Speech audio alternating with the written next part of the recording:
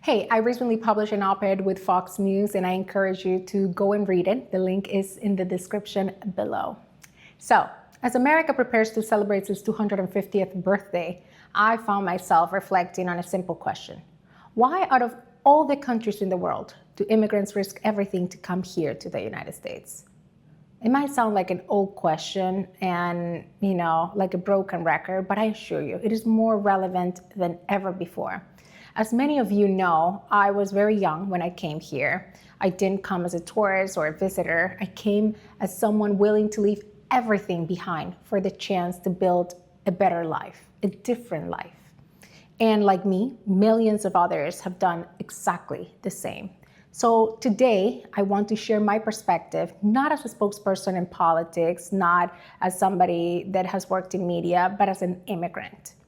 For those of us who were not born in this country, America's story often looks a little bit different from the outside. You see, I was born and raised in Cuba until my teenage years. And in my homeland, saying anything positive about the United States or even wearing something with the American flag on it was treated as kind of like a taboo. Because in a socialist society, embracing any capitalist ideas was often treated like a sin. And it has not changed in Cuba for many decades. And you might wonder why. Well, to start, in socialist society, everyone is supposed to be the same, or at least appear to be the same. The government sells the idea of equality under a banner of fairness. And they promote it through political slogans, indoctrination in schools, committees, marches, you name it, they've done it. Now, that approach may have worked and been easier to sustain in the past when people had limited access to information. But in today's world, it's becoming increasingly difficult to convince people that equal outcomes can be achieved on a large scale. And history has repeatedly shown that attempts to do so leaves behind economic damage, social decline, and terrible consequences that future generations are forced to inherit. But let's get back for a minute to the original and main point.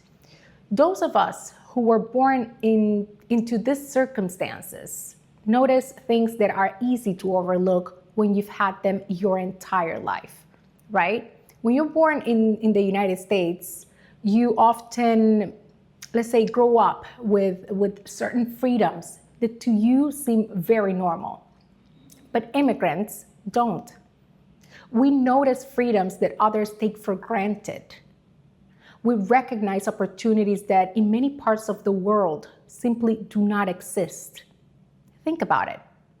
For decades, socialist systems have promised equality, prosperity, but deliver something very different.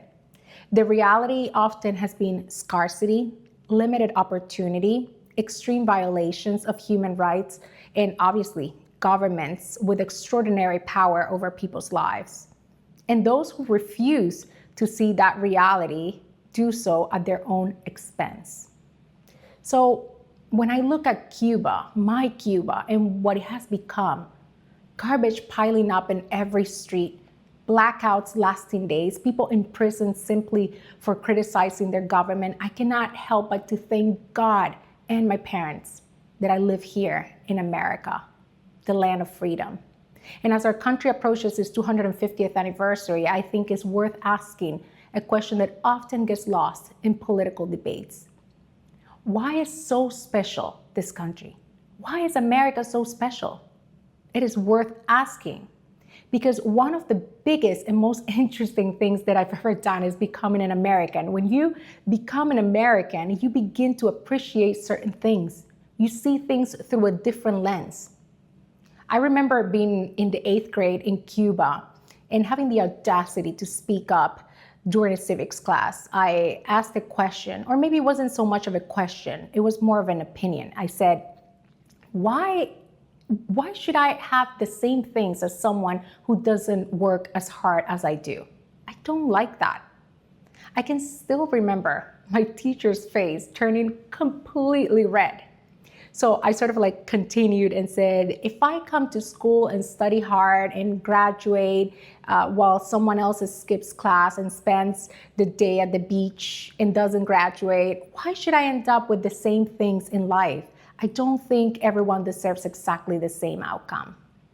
Now, keep in mind, I didn't realize I was questioning something much bigger.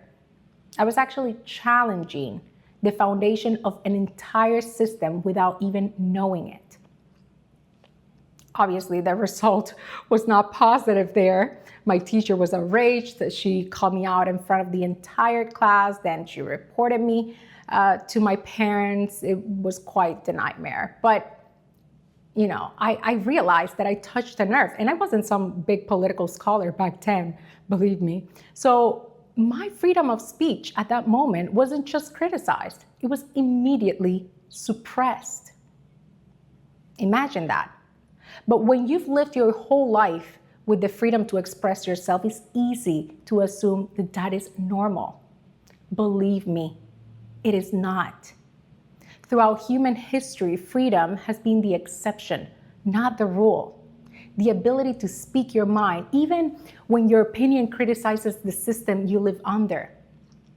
The ability to, let's say, start a business without the government constantly interfering every step of the way and over-regulating things.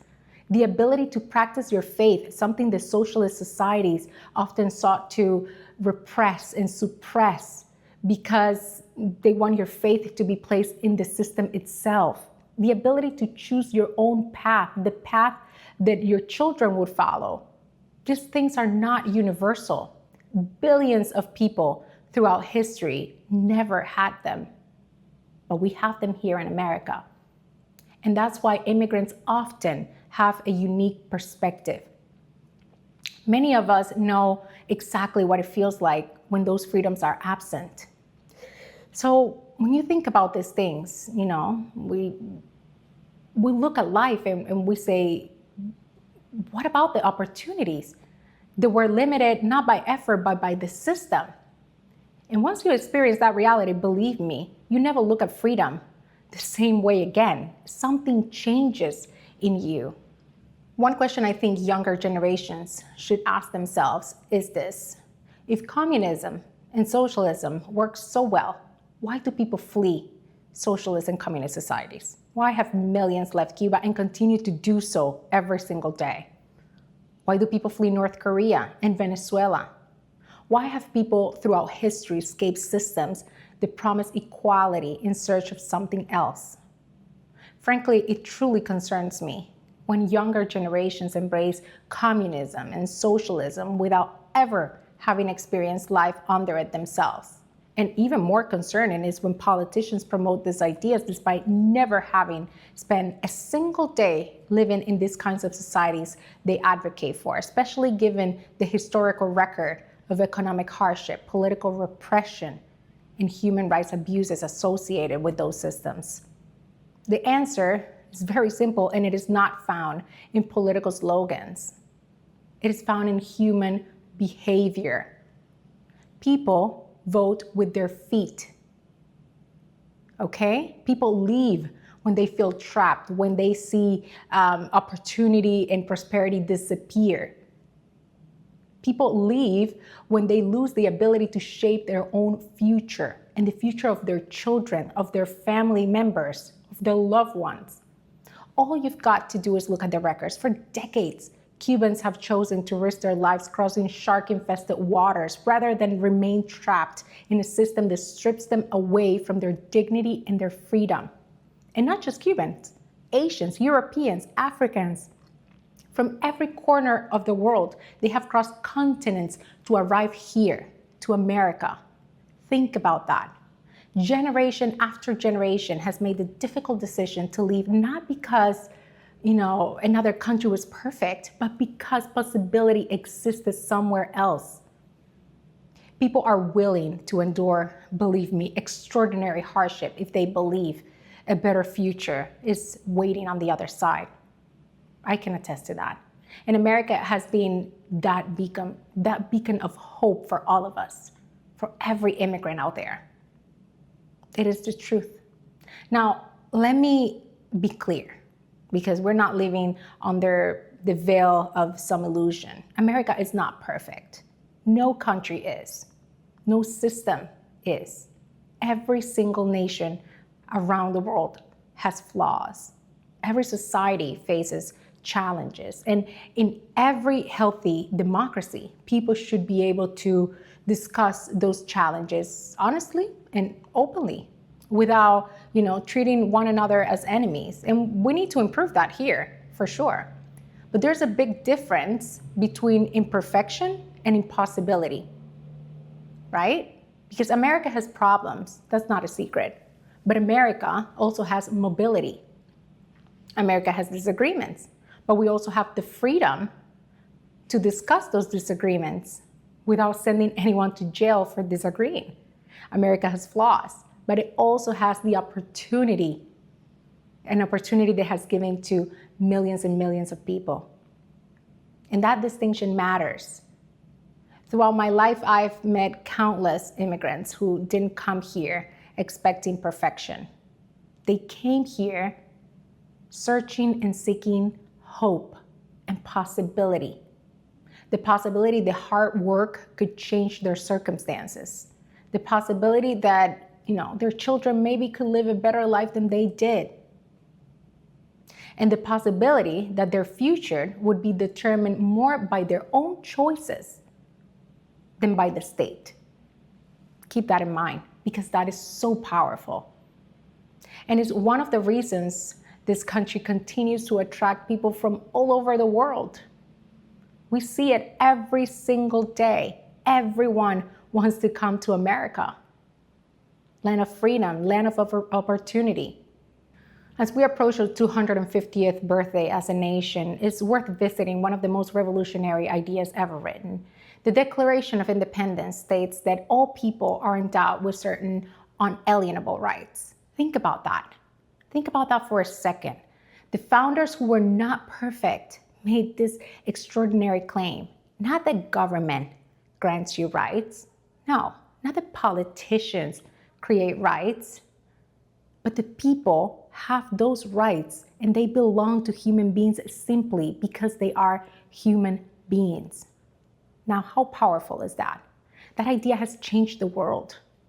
That is what I call an effective revolution. Countless lives have been transformed because of those words and because of those ideals. And while America hasn't always lived up to its ideals perfectly, those ideals still remain powerful.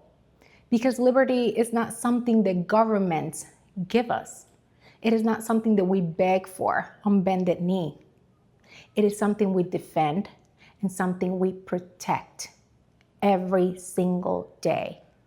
For those of us who have lived under systems where government power has expanded at the expense of individual freedom, that distinction is not just theoretical. It is personal. When immigrants come to America and follow its laws and become part of this society, they aren't looking for guarantees. They aren't looking for an easy life.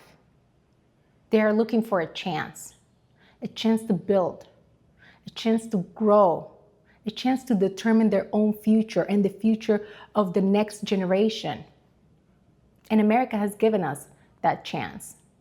It has given me opportunities I could have never imagined as a little girl growing up on that island that was subjected to a communist regime. It gave me the ability to pursue an education, not an indoctrination, an education, to build a career, to speak freely, to reinvent myself. And perhaps, most importantly, it gave me ownership over my life. That is something that I will never take for granted. So for those of us who are celebrating this 250th anniversary, let's remember one thing. We have something rare in our hands. We have the freedom to try, the freedom to fail, the freedom to build, the freedom to become. Because for immigrants like me, America's 250th birthday is more than a national anniversary. It's a reminder that I live in an exceptional place, a place of possibility, a place unlike any other. So happy 250th America. You're a young nation, but you're a powerful one. Be proud.